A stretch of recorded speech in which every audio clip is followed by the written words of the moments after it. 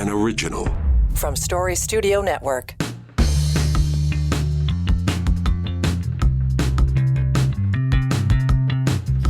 Welcome in. Here we go. It's Monday, May the 8th, 2023. Mentioned this on Friday when we did the Ontario Politics podcast. People ask me why I timestamp these things. Well, because we do them daily first. And for the sake of context, I know a lot of you will listen back to other shows, not necessarily in the moment. So you might listen to 2 or 3 to catch up on the catalog at a time. So for the purposes of the conversation, the date makes a difference. Because sometimes, things do change. A week ago, we were getting all excited about the Leafs being in the playoffs and winning their first round. Oh my God. What the hell happened to that bunch? Anyway, it'll all be over Wednesday. I know. Dave Stratford here. It is Now and Next for Story Studio Network. Good of you to join us and give us some of your audio on demand time. There's plenty to talk about, but a week ago today, as we record this, we were told late in the evening about the passing of Gordon Lightfoot. And it's interesting to me, I guess today is the day that they're actually going to have a formal funeral service for him. And I heard this morning it was a funeral for Canadian royalty versus what we saw in the UK on the weekend. People just lined up around the block in the rain to pay tribute to Lightfoot in Aurelia yesterday at the church where he grew up as a choir boy. And I know there were a lot of folks who lined up here in Toronto at Massey Hall to sign the condolence book. And it's just one of those things where I was talking to Lisa Raitt last week. I think it's almost like we don't fully appreciate him until he passed away. But there was a moment in his life when he was really sick, and it would appear as though he was no longer going to be with us.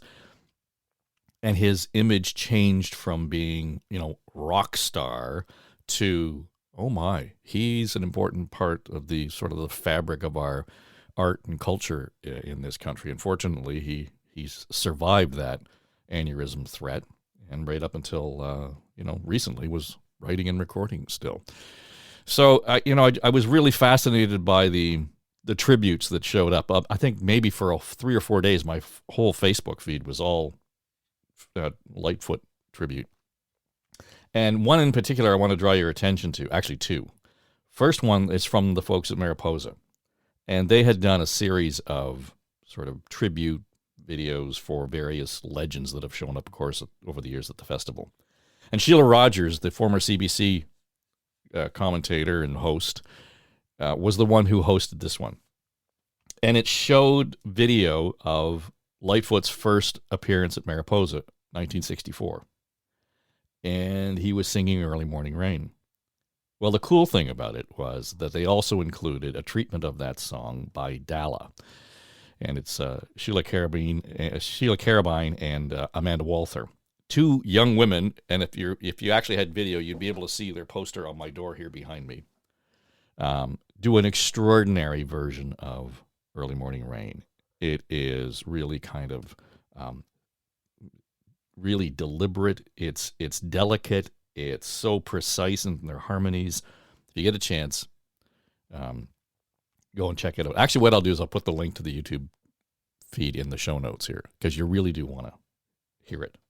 But the other one that really struck me was the piece that was put together by the folks at Stratford Festival here in Ontario. World-renowned for, of course, all of the theatrical productions that they do and the extraordinary effort and contribution they make to culture here in this part of the world. But they featured 3 or 4 Lightfoot songs. And what was remarkable about them, well, there was a whole bunch of things remarkable about them, but the one thing that struck me after I listened to all of them was that there was not a guitar in sight.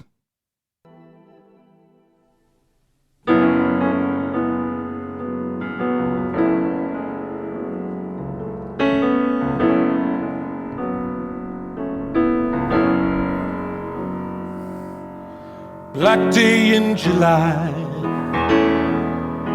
Motor City madness has touch the countryside, and through the smoke and cinder, you can hear it far and wide. The doors are quickly bolted, and the children locked inside. Black day in July. And I'll put the link to this video in there because you're going to want to listen to it. It's probably the best 20 minutes of your time spent really listening to Lightfoot's music. And as I said in the post on the weekend, it's hard to think that you could improve on Gordon Lightfoot. But Dalla certainly did. And that's not to say there was anything wrong with the original. And the folks at Stratford did that. This is a version of Black Day in July, sung and performed by Beau Dixon, who was an actor and a sometimes artistic and music director at Stratford, and got up early to join us this morning. That was a remarkable piece, and I know you guys did it before he passed away, but wow, the power of those 4 songs is just incredible. Well done. Right on, Dave. Thanks, man. Yeah, just listening you playing it here, it's interesting as the performer, hearing it just with the audio and not visually. There's a fine line, I think, and I think Stratford achieved not going over it. There's a fine line that when you incorporate theatrical, like any music video, when you incorporate the theatrical aspect of it, the visual aspect of it, it can take away from the story and lean more towards focusing on the performer. But the interpretations that they came up with were subtle, but clear, poignant. Mine was more of just a performance. So I think that's what they wanted. They wanted, I can't remember whether you may know this, but you can see it on the website, how many artists there were in total. But I think they were like, when they intended, their intention in hiring Beau Dixon is, let's just get him to sit at the piano and sing. Whereas the other ones, which are so worth watching, had more of a narrative, a theatrical element to it, a narrative text throughout the song. Yeah, it struck me right away as soon as Jacob MacInnis did his piece, and I thought, oh, this is way more than a song now, and every performance added to that impression. I'm not going to give anything away on that because you really have to watch it to get the full impact of it. Having said that, if you just listen to Jacob, it's an angel singing. I mean, he's got such a great, incredible voice. So, and everybody, of course, involved in this was like that. So, to your point about hearing the music and just the audio part of it, here's what struck me. As a guy who, like you, grew up listening to Gordon hammering away on the 12 string, and that's why I play the guitar and, so many of the songs I love to sing. But when the Stratford team approached these and sat down and produced these pieces, all of a sudden, and I had never thought of this before, the music took on a real theatrical feel to it. It sounded as if these songs, these narratives could have been very much part of a text of a larger play that was being presented on stage to tell a larger story. Whether it was Beautiful or whether it was Black Day in July, whether it was the Edmund Fitzgerald, they all, of course, have their own legacy in terms of what he produced. But to me, it just all of a sudden took on this larger storytelling, performative feature that I had not even occurred to me before. Yeah, that's interesting that you would bring that up, and you would clock that, and that's very perceptive of you. And I haven't talked to Richard Uzunian, the directors, Richard Uzunian, Tom Allison. I haven't talked to them and inquired about that, but they definitely came to me, like I did Black Day in July and Neil Young's Ohio. And I had a 30-minute conversation with Richard Uzunian, the director, a few months before the shoot day. And he had a very clear concept, which was honoring. For me, it was just talking about Ohio and honoring um, why he wrote it then and why he would sing it, and what Richard's interpretation of it was it now in the present day, and it was all about the present day. So I think Dave, Colorado had just happened. So with Ohio, it's a song of protest, and just because the song's called Ohio, it could be about anywhere. But he really wanted to tap into how it relates to here and now.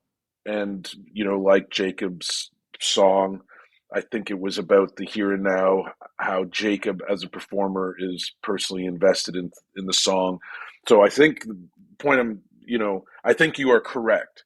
I think this show was curated, Northern Tracks was curated to to hone in on how we as individuals in today, post-COVID, post-pandemic, excuse me, um, responds to these songs. Um, Wreck of the Edmund Fitzgerald is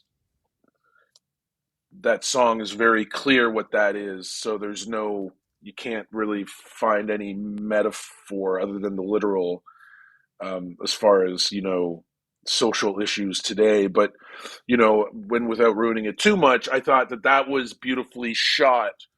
Um, Here is a laborer sitting at a table, drinking beer, reminiscing, reflecting on history, what happened with the Edmund Fitzgerald. And so there was a lot of weight to that performer's uh, adaptation. That was David Keeley, who was the performer for that one. And yeah, I encourage people to check it out for that reason, Dave, because it is there is a through line, and it's about our social consciousness now as a society. All of the songs, the Neil Young, Rufus Wainwright, um, yeah, they're all great, not just Gordon.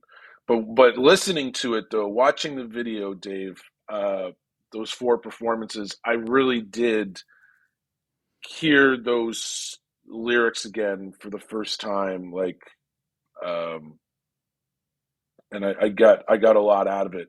We take it, I think we take for granted great songwriters, Gordon, Dylan, songs like, if it's Dylan, Tambourine Man, or I don't know, even like a Rolling Stone. But when you take away the traditional arrangement or the music, the instrumentation that artist used because of maybe being persuaded by the producer, or conceptually wanting to keep the whole album in a certain genre or format, so it scans with Billboard charts or whatever.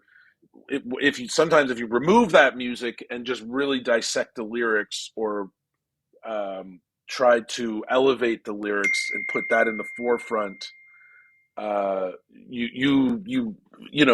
you realize, oh my God, these songwriters had way more to offer than I realized.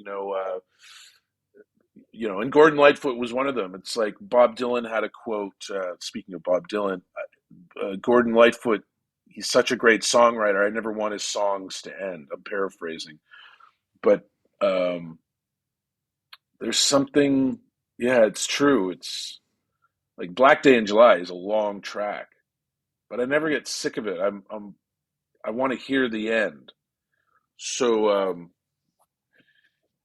great songwriters, I think, do that. They tell a story. There's a theatrical element to it, and it's the elasticity and the longevity of the song. It allows you to make it your own. Mm-hmm. Yeah. Well, and the beauty of it is, in some cases, it's very deliberate and literal. I mean, you understand the storyline in in Edmund Fitzgerald. It's chronological. I mean, in terms of that was unusual for him though to write and perform songs like that. A lot of his stuff was rather, just because of the nature of the poetry around it, was fairly guarded, maybe even cryptic at times. Right. And from that perspective, it draws you in, right? I mean, what exactly are you doing here? Kind of feel to some of these songs, and that's what the magic of it was. And I thought, okay, that just. Again, I go back to Jacob's version of Beautiful. That just completely changed the context for everything. And I don't know, I have no idea whether or not Lightfoot intended for that, but it allowed for that. That's the beauty of it, right? Yes. Again, good point, Dave. And they Stratford tried to get Gord to come to do to speak at a forum about the Northern Tracks.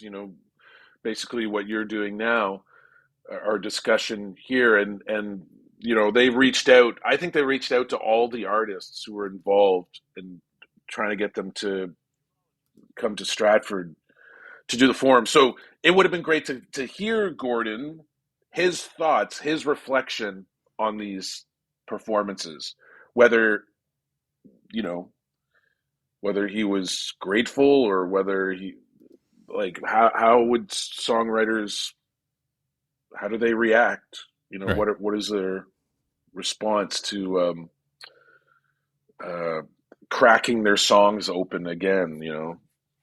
Yeah, there's a certain self-consciousness about it. I mean, you take it to the point where I can see where his own approach would be that, that's really interesting. I never even thought of that. And I go back to somebody asking, Don McLean, what's the real meaning of American Pie? And he says, it means I never have to work again. Right? So it was a whole trying to kind of drill down and ask the brain that created it to have a definitive guardrail around here's what it is and what it isn't. I think is probably a real challenge for the artist. Well, you would know that. You're a creator, you're a writer, you do that all the time. I expect that somebody comes up to you and says, "Hey, this happened in the play," and then all of a sudden they have this really deep thought about whatever the character was expressing, and it may not have been on your mind at all. Yeah, and usually it's like, wow. For me, it's usually like, wow, I never thought of that. Like, right.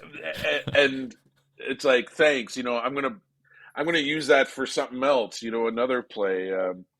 But it also, it's that is the power of theater, bringing people together of equal minds, equal morals, and everyone has a different voice. And the reminder, it's like, wow, everyone's good at this, at creating and thinking outside the box. Like, yeah, so many times an audience member or someone would point something out about my performance that I never realized.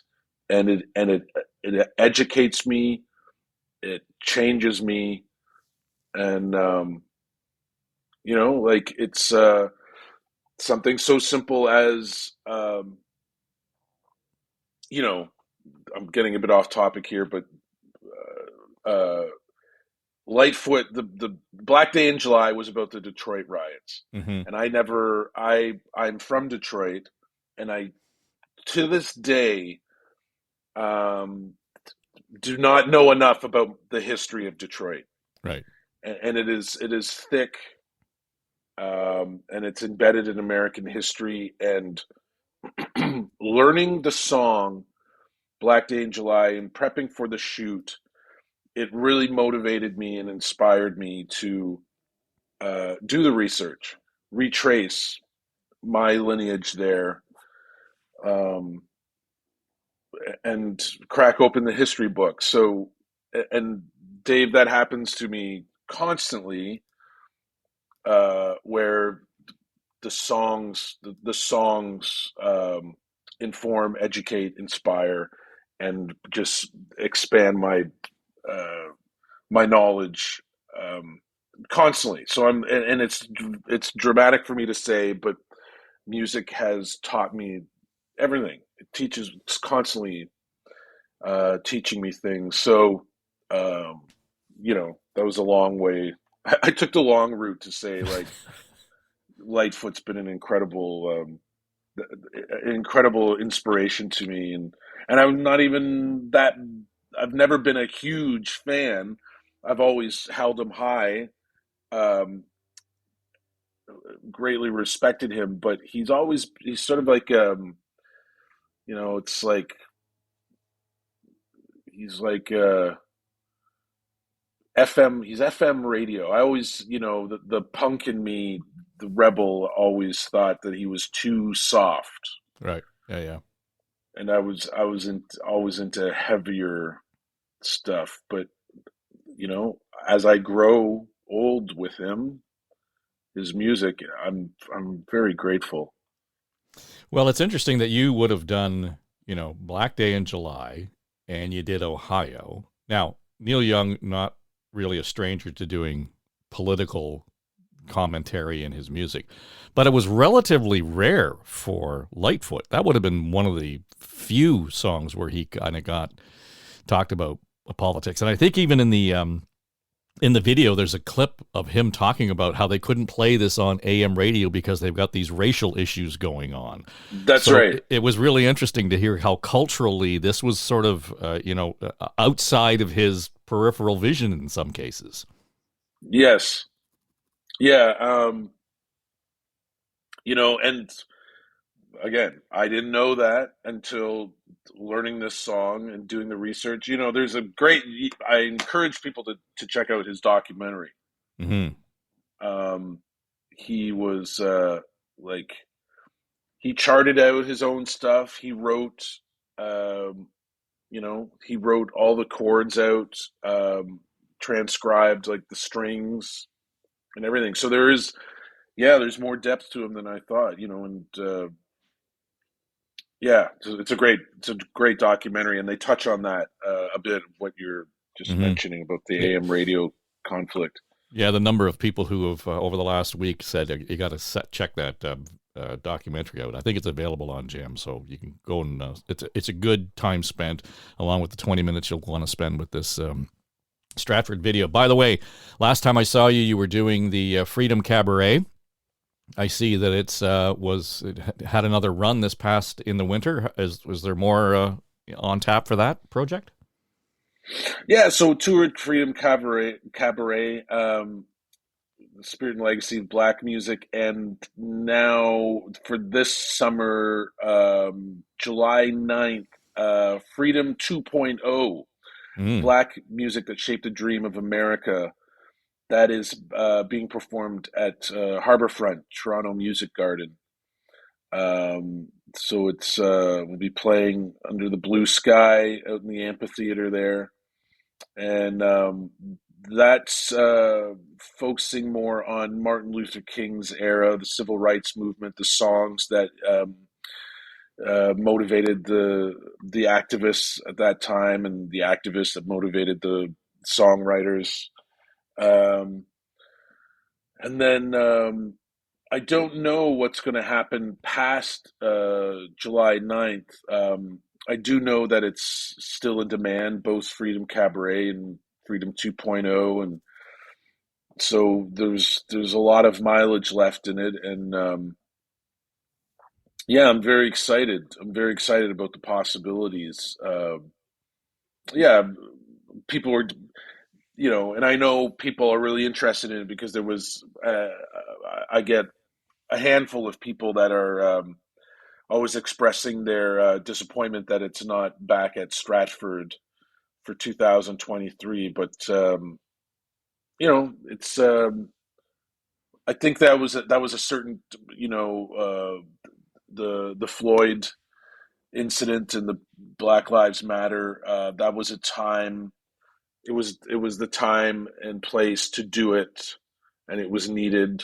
But I think moving forward, I want to try to curate something else. Not sure what, but yeah, something. It's 2024. Oh, Freedom 2.0 is going to be done in London, Ontario, 2024, February, with the orchestra, the London Orchestra. Oh, So nice. looking forward to that. Yeah. Right. So that's well, this summer will be, what is it, 60 years since the I Have a Dream speech, Yes. right? So it's as you talk about all of these things, though, and sadly, I mean, I realize that on the the editorial calendar, there made sense in terms of Floyd and Black Lives Matter, but quite frankly, let's face it, sadly enough, there are going to be other occasions when all of this is relevant again. You know that. Yeah. Yeah, and it's always relevant, and it's not even um it's about the music. Like it's about Mm-hmm. Yeah. celebrating black artists, and ever since I was a child, I was always perplexed with never seeing enough people of color on stage, whether it's on the theater stage or the music stage. It's like, where are all the black people? And it's, it's like that alone. It's like, uh, you don't really need an excuse. You don't need a reason why. Like, don't need a theme. It's like, let's just celebrate the music because it's good music, Mm-hmm. and let's touch on the history and why that music was written at a certain time. So you're right, Dave. The time is always right to do it. Well, and I just said we're 26 minutes into this conversation. Unless people know you, they don't know that I'm talking to a black man, right? That's right. So that's oddly that didn't come up in the conversation. By the way, look at me, I'm talking to a black guy. But I think and that's the nice part of this. I mean, we're just talking to your point. We're at the point of talking about the music and your creativity and the work that you do. But underlying it all is that whole question of the culture. I would I think here in Canada we're a little too precious in saying it's happening over there, because it doesn't necessarily happen to the degree that we see in the United States. But boy, I'm telling you, there's still some high level ignorance in this country as far as race is concerned. Oh yeah, yeah. It's seeped everywhere. But we're blessed. We are blessed, and there are African Canadians that will never experience what African Americans experience. But it's um, it's all relative. It really is. Um, and it's not just even about. It goes beyond our race. It's about just plain and simple human awareness. Mm-hmm. It's like just learn about another diaspora, learn about a culture, learn about, you know, just learn about the history. And it's fascinating, it's entertaining, it's an eye opener, it's about growth. So yeah, that's where I stand on it. So what's keeping you busy between now and the Toronto date for Freedom Cabaret 2.0? So I'm currently in Stratford. I'm in Peterborough. I just played Porchapalooza in Peterborough on the weekend. So there's numerous artists on different porches in one specific neighborhood in Peterborough, and so that was great to have a day off from Stratford Festival, where I'm usually there. I'm there until mid-July composing music for a play called Wedding Band, and that's about a interracial marriage in 1917 in South Carolina. So I'm incorporating a lot of gospel, blues. Looking forward to that opening. And And when is the opening of that? When does that open? July 14th. Okay. Opens Yep. at Stratford Festival July 14th. And there's some Taking all great the notes here. shows. Yeah, there's some great shows happening at Stratford Festival this summer. It's going to be a really good season. And the musical Rent is there, and Spamalot. And then I'm at the same time, I'm developing a play, a solo piece. It's not really solo because I have three dancers. It's going to be a merging of, they're superimposed on a screen while I'm doing a performance, a monologue, about my home invasion. I was a victim of home invasion, 2007, and yeah, I'm developing a piece, and that's going to be with the Folda Festival of Alive Digital Art, June 9th, and then I go. I'm music directing and writing Soul Pepper's Christmas music show, and it's going to be called On a Night Like This, and it's celebrating all festive occasions and the gathering of hope and family and what Christmas means. So my and then before that, I'm in Winnipeg, Manitoba Theatre Company doing Clue, based on the board game Mm-hmm. Clue, the great movie with Tim Curry and Madeline Kahn. So doing a comedy farce, and then yeah, that wraps up my 2023. Full calendar. Oh yeah, life is good, man. Life is good. Busy Well, but good.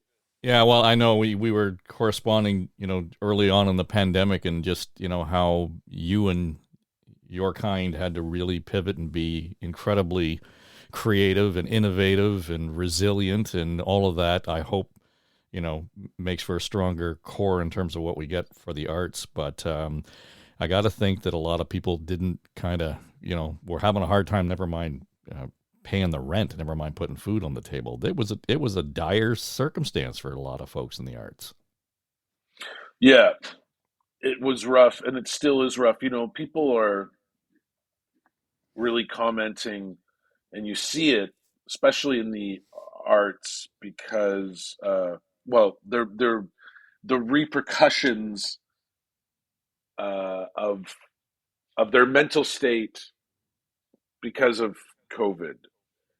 That people are having to constantly pivot, reinvent themselves, engineer around the flaws of the industry because of the market left, the scars it left with the pandemic. We're still, Mm-hmm. so it's not just we're out of work, and not just, that the consumer, that there's less consumption of it, but it's also we are wounded. I am doing better than many other people, but it's just in the pace of the work being created, the you know where Stratford gives the actors 2 days off, random times, 2 days off a week, Mm-hmm. which is way more lenient than what it was in the past with equity, by equity standards. But it's been integrated because even the people at the top know, like, this is tough. 1 day a week off just ain't going to cut it anymore. Mm-hmm. People need to reload from their 1 day off. Yeah, Like right. they need another day just to recover from the. People need rest, and so the process has been. People have been having to navigate, and but with that comes compassion, awareness, and a leniency that that is needed. Anyways, you got me rambling, Dave. No, and but I think it's an important conversation to have, just because, you talked about, Freedom Cabaret 2.0, and it was it's sort of this curation of music and characters and artists who informed the civil rights movement of the 60s, particularly focusing on what Martin Luther King did. And I think you and I've talked about this before, and I got to wonder again after I hear you say that, is there going to be a body of work that creates what will be the soundtrack of this pandemic era? Is there going to be something that will be a signature theme, sound, feel to the music and the art that we create now, that is going to be able to say 100 years from now, that is definitely a piece that was created in the 2020s because of the pandemic. The same way we can say we recognize First World War music, Second World War music, civil rights. Because what you're describing here is just beyond. It goes beyond an economic or a mental health impact. I do not mean to diminish any of that. There's something deeply rooted here that has to be expressed. Yeah, you're right. And I think that looking back, I'm not sure if it will be evident in music, maybe in media, like movies that we put out, films, the, the, you know, the pandemic has affected everyone. So what I mean with the music is the quality of the music isn't the same. And so I think it's a reflection of the times where there was this urgency to get out a musical sting, like just something. Uh, and you can see it, you can hear it in the arrangements of the songs. The bridges aren't as there are no bridges really. The bridges don't offer, and if there is a bridge, it doesn't offer a a narrative um, exit or option B to the calamity of the theme of the song, Mm-hmm. like whether it's a love song, I was in love with this guy and then he left me, and then the bridge, and it's like convincing the voice, there's other fish in the sea, I'm going to move on, and you go back to the chorus, I love this guy but he left me. But there's none of that anymore. And so what I'm trying to get at is, I think um, the consumerism has changed because of the pandemic, and we've become more heartless and more selfish, and the greed kind of comes out um, in the urgency of the music, and everyone just wants to be a one-hit wonder. And so um, there's no sense of storytelling anymore. So that is a concern to me. And whereas in movies, theater,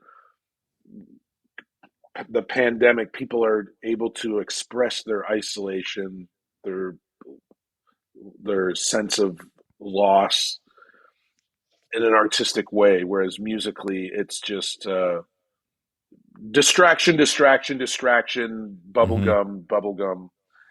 And so yeah, that's something I'm curious to see what will happen, and that's something I think we need to talk about. I think mental disorder is something that needs to be really sung about. It needs to be in the forefront. Um, so I'm curious what happens to the industry, whether people become more aware and more sensitive and compassionate about humanity, or whether it's going to be just a tool for distraction. Mm. Mm-hmm. Yeah. Well, I guess really historically you could say that to some degree the music of the roaring 20s into the 30s was music of distraction because people didn't want to really face the depression. But, it all kind of plays out. But and the only other one where I would go back to it and say there was a in an informed musical intent was something like The Rising that Springsteen produced after 9/11, right? Yes. So that you get that real sense, to your point, of storytelling, loss, weird celebration opportunities that all kind of came out of that one day in September. And that's why Bruce is the man, will always be the man, because he is singing for the people of the people. He is constantly doing that, and he's the last of the Mohicans. Like, we don't know. I don't know. Can you tell me someone who sings for the blue collar, for the mid working class? Like, I don't know. I mean, Mm-hmm. Gordon, has gone full circle. Yeah, he was up there. You know, as far as Canadian, I mean, Bryan Adams, he's he's he's the man for our Canadian voice, but he doesn't get really deep as far as what makes the human, what makes us punch in, punch out every day, 9 to 5. Like, and Bruce always tapped into that. And I think your point exactly, Dave. I think that's why he's always going to be in demand. Like things like The Rising and stuff. He's yeah. I'm going to go see him in November. I'm very excited. Yeah. I've never seen him I, I, before. I landed 2 tickets as well, so I was thrilled that I was among the blessed to get in line to buy the tickets. I thought, this is cool. So Are you going on the 14th? I think so. Yeah. Okay, I'll see you there. We'll be waving our cell phones there in the crowd. Yeah. Beau Dixon, it's been great to talk to you again. Good to catch up. We'll have to add all your dates to our calendar, and I hope we get to see you before you get to the Christmas show. I think would be one I would like to take in for sure at Soul Pepper. Yeah, no question. Email me, and I'd like to get you tickets for that. You're going to enjoy it. Very good. Beau Dixon, follow him at beaudixon.com. And of course, like he said, he's kind of all over the map, literally and figuratively, in this country as far as the arts and theater is concerned. All right, that'll do it for us for this Monday, May the 8th. Dave Trafford here for Now and Next for Story Studio Network. By the way, tomorrow we are celebrating the 5th anniversary of all this podcast stuff we're doing, and we're going to have a special edition of the one that launched it all. It'll be On the Ledge, the Ontario Politics podcast, and we normally feed that out on Fridays, but tomorrow being the day it all started, we're going to gather the gang around the table, and we'll have a special edition of On the Ledge, but we'll also be doing Now and Next right here for Story Studio Network. By the way, if you enjoyed this show, why don't you, tell a friend about it? Because I'll bet they would be kind of interested to hear what Beau has to say about the state of theater in this country. And you just got to listen to that Lightfoot tribute from the folks at Stratford. And you can find us at storystudionetwork.com.